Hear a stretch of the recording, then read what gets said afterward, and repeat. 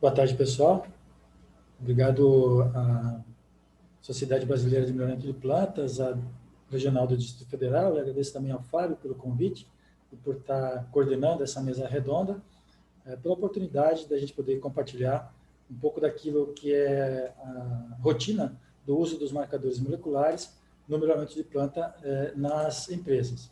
Então, a gente vai tentar ser breve nessa apresentação, para que a gente possa depois discutir um pouco dessas aplicações do uso dos marcadores nos programas de melhoramento de plantas. Então, vamos iniciando com a nossa agenda. Nós vamos falar um pouquinho sobre os métodos de genotipagem, rapidamente, depois sobre as principais aplicações, retrocruzamento, assistido por marcadores, caracterização de diversidade genética, classificação de germoplasma, seleção assistida por marcadores e predição genômica. Iniciando com os métodos de genotipagem, vamos falar basicamente dos principais métodos, mas vocês podem encontrar bastante informação desses métodos nos fornecedores das tecnologias, nas plataformas de genotipagem. Basicamente, a gente utiliza dois tipos de métodos, um que a gente procura fazer uma genotipagem de média a alta densidade, para aplicações em retrocruzamento assistido por marcador, para seleção do genoma recorrente, para classificação do germoplasma, para estudo de diversidade, para fazer predição genômica e para fazer mapeamento genético. Mas muitas das aplicações a gente utiliza marcadores únicos, como, por exemplo, quando nós queremos selecionar os eventos transgênicos, quando a gente precisa identificar a presença não intencional de algum evento em alguma linhagem, ou alguma variedade, algum híbrido, quando a gente faz seleção assistida por marcadores, e também quando a gente precisa identificar genes únicos em uma determinada linhagem, uma determinada população. Só utilizamos SNPs, e basicamente as nossas plataformas de marcadores únicos são CRESP e TACMAN, e a plataforma de genotipagem de alta densidade, a gente utiliza a genotipagem por sequenciamento, até mais ou menos 10.000 SNPs. Essa plataforma ela apresenta um custo-benefício melhor. Acima de 10.000 SNPs, vantagem você já começar a utilizar arrays para genotipagem em relação à questão de custo-benefício. Uma das aplicações mais importantes atualmente nos programas de melhoramento molecular dos marcadores moleculares, e uma das primeiras aplicações em escala, é o retrocruzamento assistido por marcadores moleculares, especialmente devido à necessidade de introgressão de eventos transgênicos em um germoplasma convencional. O método de retrocruzamento é bastante conhecido e bastante antigo, mas ele tem sido hoje um dos métodos mais utilizados nos programas de melhoramento em função dessa necessidade de conversão para os traits transgênicos. Basicamente, o método de retrocruzamento consiste em cruzar as progenes de cada cruzamento com um parental chamado de recorrente, que é aquilo que a gente quer recuperar no final, e a cada geração de retrocruzamento nós conseguimos recuperar uma parte bem importante do genoma, até que no final de várias gerações de retrocruzamento a gente consiga recuperar praticamente todo o genoma recorrente, aquele que a gente quer obter no final, mantendo nesse genoma uma característica que a gente queria introduzir. Se a gente utiliza, vocês podem observar que nessa recuperação do genoma existe uma variação do percentual recuperado em cada geração. Pode ser observado melhor nessa curva. A maior parte das plantas de desculpa, a maior parte das plantas de retrocruzamento, ela tem mais ou menos 75% do genoma recorrente já recuperado, mas existe uma variação para mais e para menos. E quando a gente consegue identificar essa variação, por exemplo, utilizando marcadores moleculares, podemos selecionar plantas nessa região em que já recuperaram uma porção maior do genoma recorrente, e fazendo isso em todas as gerações, a gente consegue reduzir o tempo da conversão mais ou menos pela metade. Então, esse aqui é um exemplo que mostra a seleção de 1% das plantas mais próximas do genoma recorrente. Então, estamos selecionando esse extremo da curva. Cada um desses gráficos está mostrando um percentual, aqui está um pouquinho abaixo do 78%, aqui está um pouquinho acima dos 79%, as plantas com a menor taxa de recuperação que foram selecionadas, e isso é muito em função do número de marcadores utilizados. E o número de marcadores utilizados significa o nível de polimorfismo ou a distância genética entre o doador e o recorrente. Então, quanto mais próximos geneticamente, ou seja, quanto menos marcadores eu preciso para identificar a diferença entre o parental doador e o recorrente, mais rapidamente eu consigo chegar no genoma recorrente. Quanto maior a diversidade genética no início, mais lenta é, então, essa recuperação. Isso aqui é uma forma de visualizar essa recuperação do genoma recorrente, de uma forma gráfica. O mapa genético está nesse início da tabela aqui. Essa primeira linha que tem partes verdes e vermelhas é o genótipo do genoma doador da característica. A segunda linha é o genótipo do genoma recorrente, aquilo que quer ser recuperado no final. Está codificado como verde tudo o que é igual ao genoma recorrente, ou seja, verde é o desejável. Vermelho é o polimorfismo entre o doador e o recorrente. Então, observe que muitas regiões já eram monomórficas entre o doador e o recorrente, então não é esperado variação nessa região aqui. Mas as regiões em que havia polimorfismo, cada linha aqui representa uma planta diferente. Então veja que tem plantas que estão em amarelo, amarelo significa heterozigoto, então ainda não foi recuperado, e regiões que estão em verde já recuperaram o genoma recorrente nessas plantas. Então, com base nessa informação, é possível escolher as plantas com a maior proporção de genoma recorrente. Essa região do mapa que está marcada aqui em salmão representa a região onde está o inserto. O inserto está exatamente nessa linha, onde estou passando o mouse aqui, e observe que nessa região é a região mais difícil de recuperar o genoma recorrente, por causa da ligação genética que existe forte aqui entre o inserto e a região próxima desse inserto, né? O que se chama de linkage drag dentro dos programas de introgressão de traits. É uma região mais difícil de ser recuperada. Uma outra coisa importante é que cada marcador tem um peso diferente quando a gente vai calcular o genoma recuperado. Observe que no mapa genético, alguns marcadores estão um pouco mais distantes, outros estão um pouco mais próximos. Nesse intervalo aqui, que tem mais ou menos o mesmo tamanho desse intervalo aqui, eu tenho 3 marcadores, enquanto que nesse intervalo só tenho 2. Então, faz sentido que esses 2 marcadores eles tenham que ter um peso equivalente a esses 3 marcadores. Eu não posso dar o mesmo peso para cada um desses 3 marcadores, porque senão eu vou supervalorizar essa região aqui em detrimento das outras.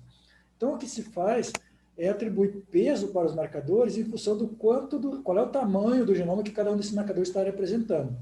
E o tamanho do genoma é o espaço, a metade do espaço que tem desse marcador para a esquerda, mais a metade do espaço que tem desse marcador para a direita, é o quanto esse marcador representa do genoma. Então, ele vai receber um peso, um score, equivalente ao tamanho do genoma que ele representa. Então, observe que esse marcador aqui tem um peso maior do que esse marcador aqui, por exemplo, e que está representando uma porção menor do genoma. No final, para a gente definir se a gente está tendo sucesso na recuperação do genoma recorrente, eu costumo utilizar 2 medidas. Uma medida é o quanto de similaridade existe entre cada planta dentro do programa de retrocruzamento com o genoma recorrente final. E uma outra é quanto do genoma polimórfico foi recuperado. Porque, embora tenha 98%, 99% de similaridade aqui, inicialmente essas plantas já eram bastante similares. A distância genética entre elas no começo era 23%, ou seja, já tinha, antes do primeiro cruzamento, já tinha 77% de similaridade aqui. Então, eu preciso levar em conta essas 2 informações. Por que não levar só essa informação também? Porque 96% de recuperação do genoma de uma população que tinha 23% de distância no início é diferente de 96% de genoma quando eu tinha uma diferença inicial de 50%, por exemplo. Então, eu preciso levar em conta as 2 informações em conjunto para saber quando parar o processo de retrocruzamento. A utilização dos marcadores no programa de retrocruzamento, então, consiste a partir da geração de retrocruzamento 1, utilizar marcadores únicos para selecionar os genes alvo e multiplex, né, SNPs de sequenciamento ou de arrays para selecionar o genoma recorrente em todas as gerações de retrocruzamento. No final do programa de retrocruzamento, o número de gerações de autofecundação para poder finalizar esse programa de retrocruzamento depende do número de eventos, o número de genes que está sendo introduzido. Se a gente está introduzindo apenas um gene, 25% das plantas da primeira autofecundação já vão ser homozigotas, então facilmente eu consigo finalizar essa população com uma geração de retrocruzamento. Se eu estou tentando introduzir 4 ou 5 genes ao mesmo tempo, a frequência dos homozigotos para todos os eventos é menor, então possivelmente eu precise fazer mais de uma geração de autofecundação para poder finalizar essas populações. Uma outra aplicação dos marcadores é em relação à caracterização da diversidade genética ou a caracterização do germoplasma. E esse é um exemplo da aplicação da caracterização de germoplasma. Observe que eu tenho aqui germoplasma temperado e germoplasma tropical. E olha, existe uma concordância bastante grande dessa classificação de germoplasma em relação à origem do germoplasma.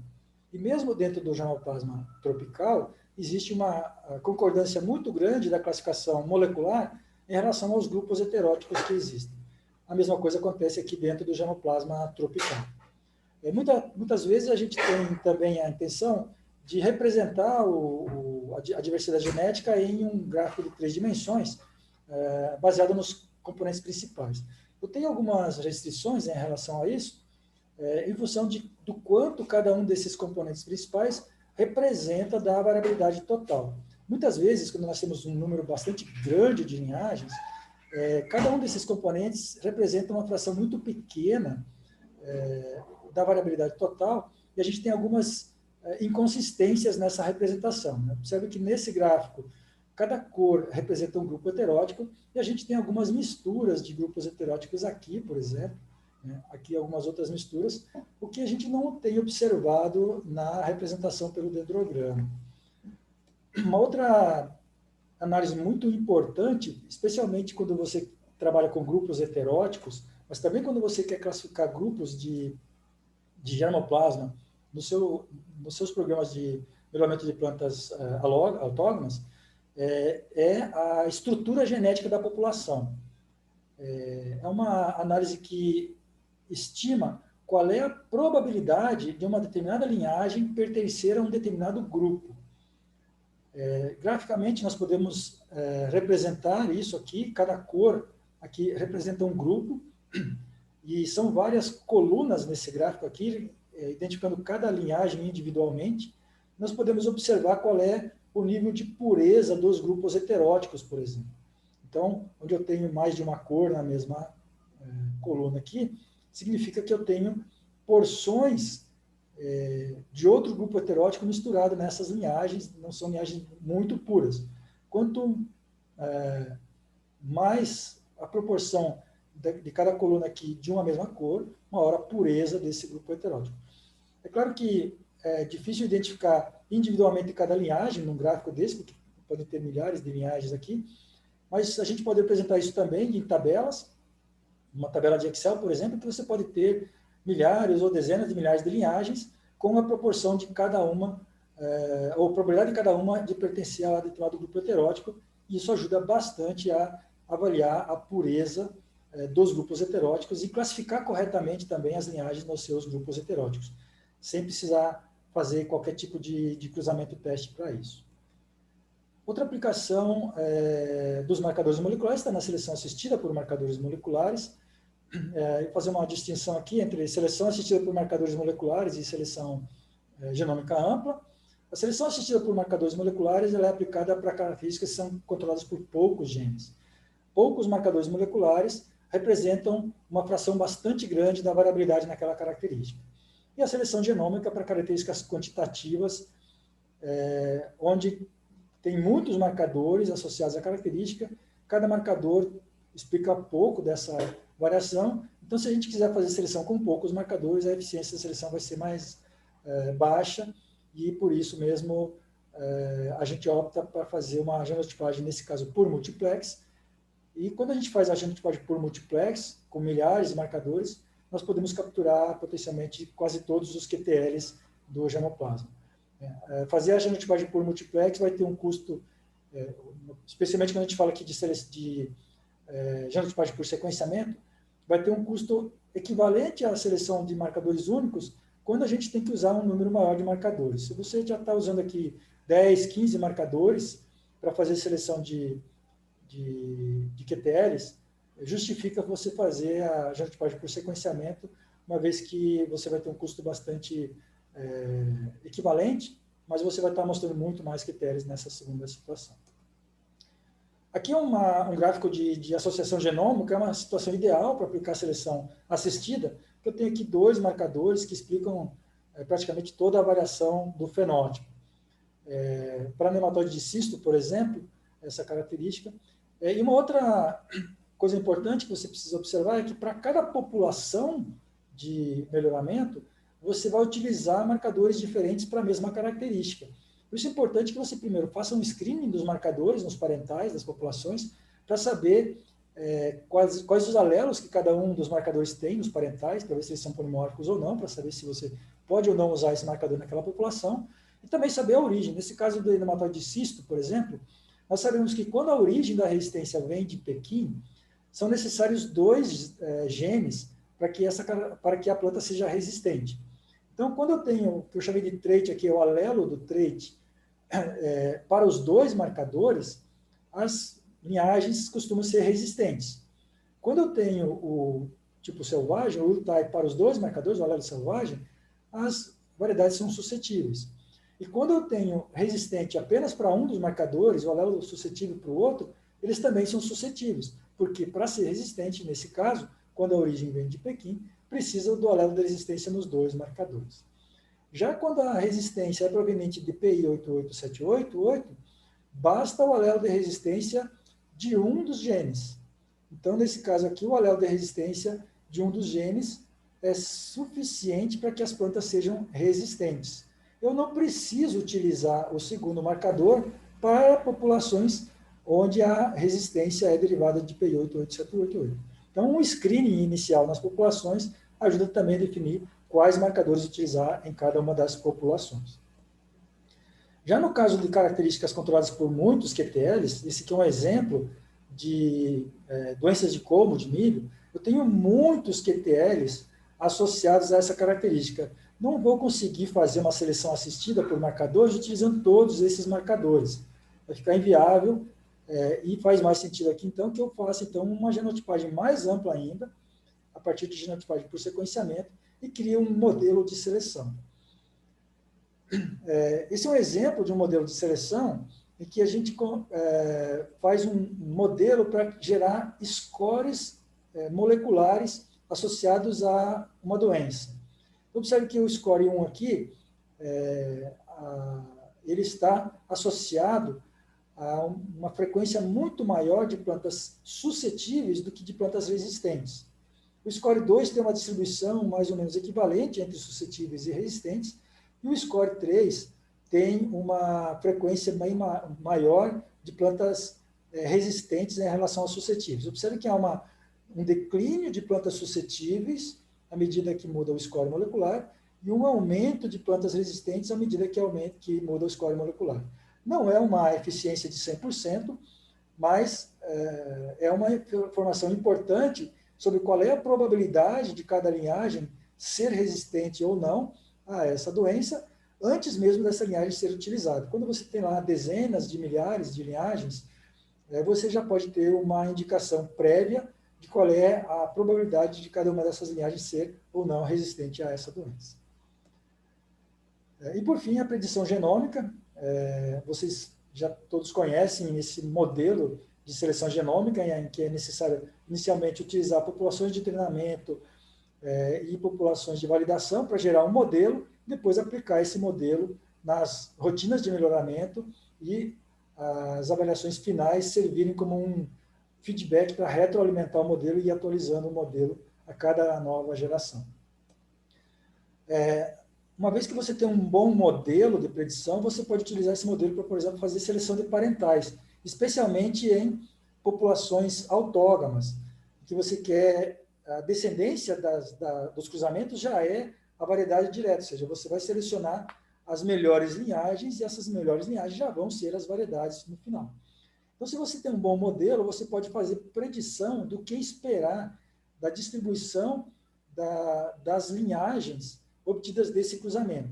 Isso aqui é um exemplo do cruzamento entre duas linhagens autógamas, e que você vai obter, nesse caso dessa predição aqui, você tem a distribuição de frequência das produtividades das linhagens bastante similar, mas você vê que essa população representada em laranja é mais precoce do que a população representada em azul. Então, se o seu objetivo for produtividade com precocidade, essa população representada em laranja aqui, ela tem mais chance de atingir o teu objetivo do que se você tivesse apenas a população azul.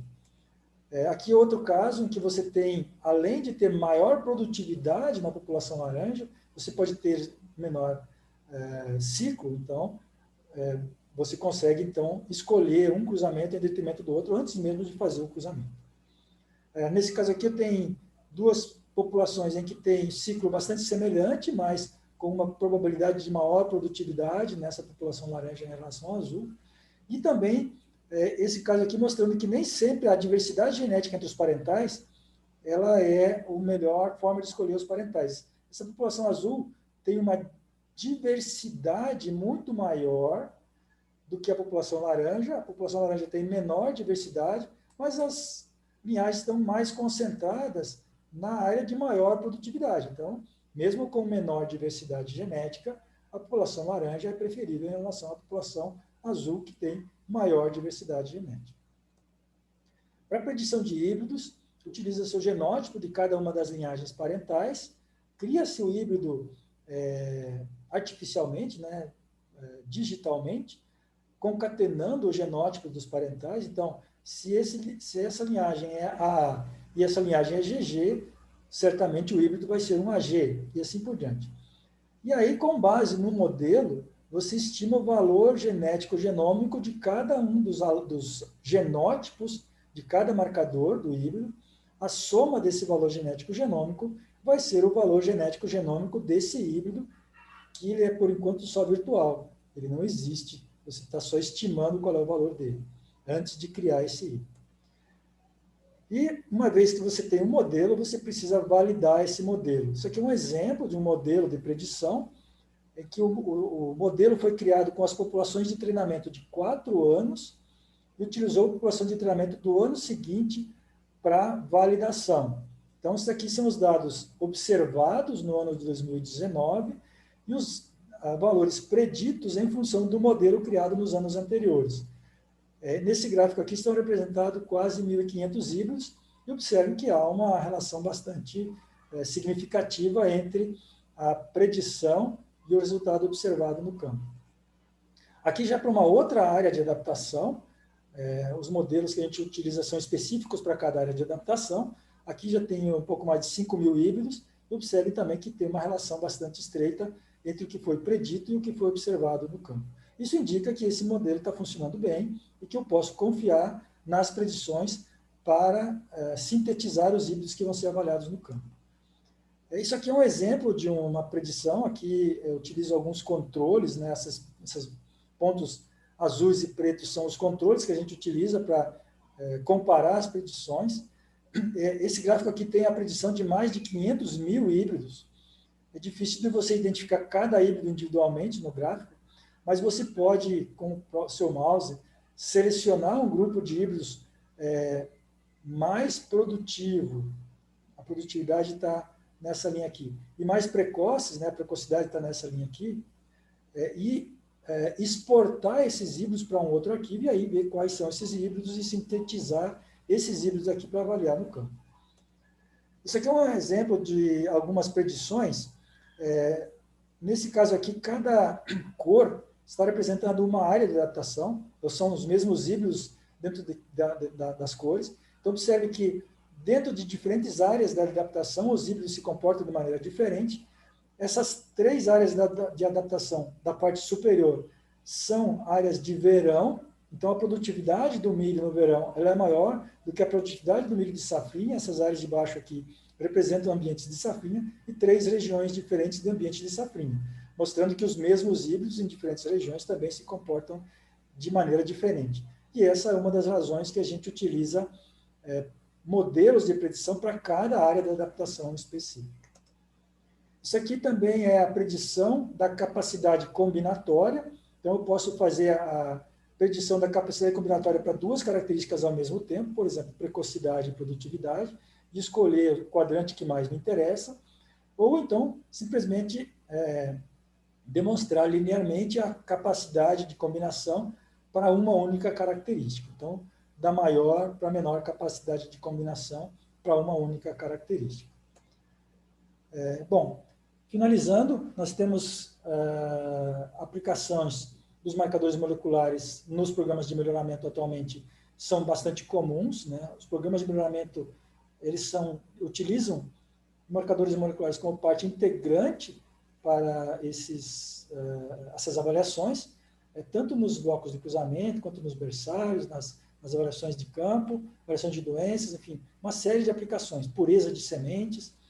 As aplicações mais comuns são aquelas que nós comentamos, né, os marcadores moleculares utilizados em retrocruzamento, em classificação de germoplasma, na diversidade genética, seleção assistida por marcadores e predição genômica. No caso de predições, nós podemos predizer populações de melhoramento, podemos prever desempenho de linhagens, desempenho de híbridos, resistência a doenças e muitas outras situações. Então, isso que nós tínhamos para apresentar e ficamos agora disponíveis para os questionamentos que se façam necessários, e eu espero poder esclarecer mais dúvidas de vocês durante as sessões de perguntas e respostas.